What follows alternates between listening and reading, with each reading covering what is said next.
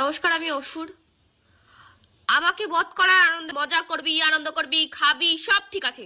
আমি তো কিছু বলি না, আমি তো কিছু বলি না। দশমীর দিন আমার মুখে এক গদা মিষ্টি গুঁজে দিবি কেন তোরা? কোন আগ বলতে পারা লোকজন বুঝতে পারিস না? বদ হয়ে পড়ে রয়েছি। আমার কোন মিষ্টি খাওয়ার শখ হয়েছে? আমার মনে কোন ফুর্তি লেগেছে যে আমি অতগুলো গাদা গাদা মিষ্টি দেবো? আর কুমোরটুলি কাকু, আপনাকে বলছি দয়া করে পরের বছর দিয়ে আমার মুখটাকে বন্ধ রাখবেন।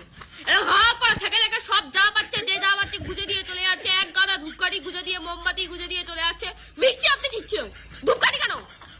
আর তোরা ভাই সিঁদুর খেলবি, সিঁদুর খেল, তোরা সিঁদুর খেল, আমি তো বারণ করি না, আমি তো কিছু বলি না।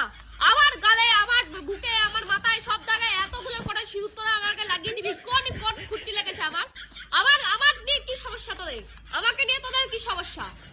মানে অসুর হয়েছি বলে যে যা পাচ্ছে বলে চলে যাচ্ছে। আগের দিন একটা বাতাল এসে যা পারলো বলে চলে গেল। মানে আমার কোনো সম্মান নেই নাকি?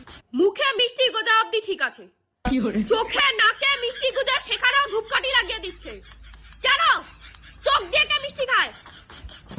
মুখে মানছি, মুখে গুঁজে দিয়েছিস, তারপরে চোখে গুঁজে